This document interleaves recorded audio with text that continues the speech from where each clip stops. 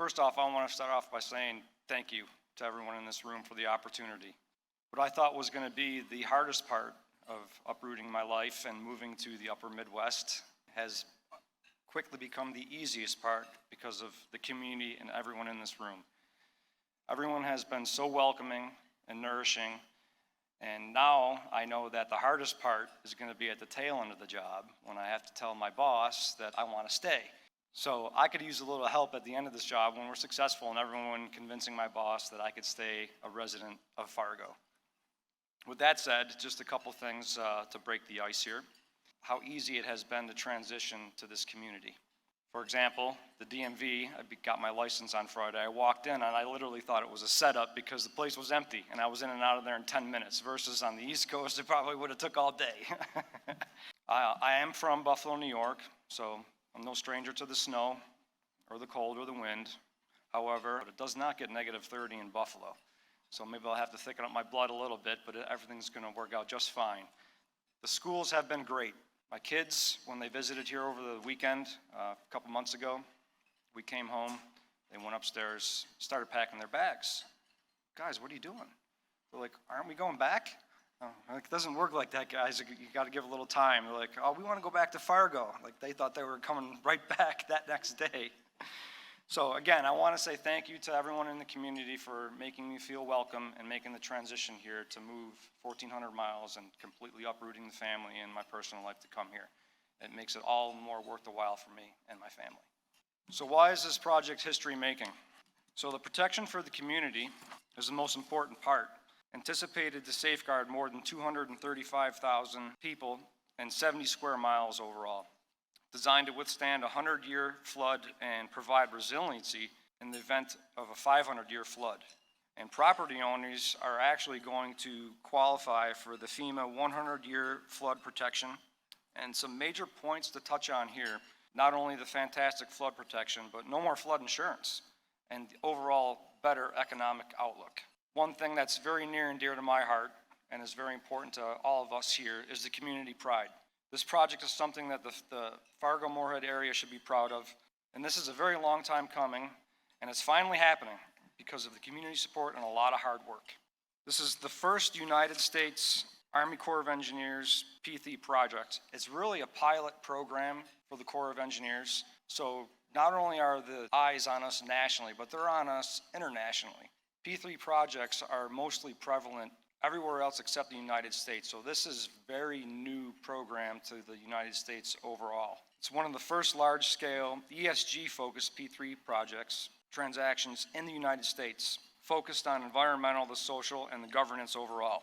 So this community will have another outstanding trademark characteristic. This project carries a resilience program, which the best way I can explain that, if anyone has any building experience in the room, is a LEED project. This is essentially a LEED project for a civil-based scope of work.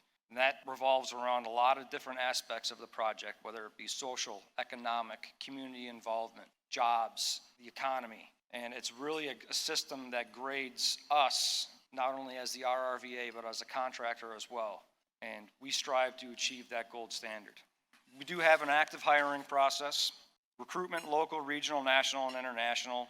Employment and subcontractor opportunities can be researched at asnconstructors.com or emailed at info@asnconstructors.com.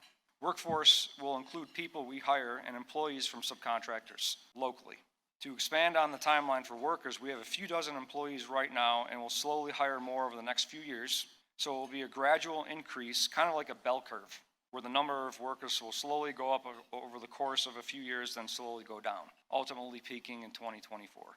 Having the experience that we do, we understand the importance about hiring and growing a qualified team without disrupting the current workforce.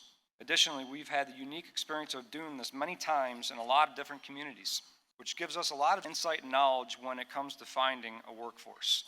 To that end, we see a lot of recruitment opportunities and are working to implement a workforce campaign that includes the local, regional, and national efforts, internships and apprenticeships, subcontract work, and other strategies. We're currently working with many local companies already and anticipate more to be involved. Notably, we work with the design and consulting firm Stantec, which was formerly known as the Fargo-based company Wank. Additionally, we're utilizing local businesses for equipment needs, and we are contracted with Flint Group for public information and other communications work. I'd like to expand on that a little bit. One of our primary goals is to keep the revenue in North Dakota in Fargo. We've already started that. Just to give a quick example, we've already pumped in $1 million worth of revenue to local dealers to buy our initial fleet purchase for staff vehicles. We could have easily gone direct to the manufacturers to buy our heavy iron for the project, which is an initial purchase pushing $50 million. We kept that money in town and went through the local dealers. So that's a big deal for us to keep that revenue here.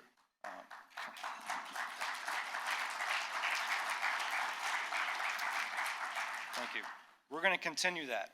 The local subcontractors we engage, we actually have follow-up meetings almost daily with the local subcontractors and the vendors. So we're going to contract and buy every last thing we can within Fargo. A little meat and potatoes about the project. A comprehensive project overview. This is important for everyone in this room to understand what is in our scope and what is not. There's really two major chunks. There's the diversion channel and the southern embankment. So this really shows the difference between the two projects, really the southern embankment led by the Corps of Engineers and the Metro Flood Diversion Authority versus our channel that we're building with the RRVA for the Metro Flood Diversion. So a lot of differences between the overall scope of work. I'm not going to read every bullet point on that, but we do not have anything to do with the southern embankment or the in-town levees is really the key points there. We got the channel essentially all the way from Georgetown to where the southern embankment, their outlet is our inlet, just east of Horace. This map depicts where we're going to start, where we're going to finish. We are starting, the north is to the left, and we are going to be starting in fall of next year on the first few miles and starting to build the outlet. We had to have the outlet in place to start the diversion channel excavation. There is a bunch of work that has to start in the spring following notice to proceed 1, which are all the utility relocates. We got to get all that stuff out of our way, then we start hogging out dirt. This gives us a visualization and tangible timeline for how the project really comes to life. I don't want anyone to get confused on, okay, we're working on this section in 2022. We really do touch the entire project throughout the entire life. But these are the major chunks of the structures work and the excavation work that are going to happen throughout the life of the project.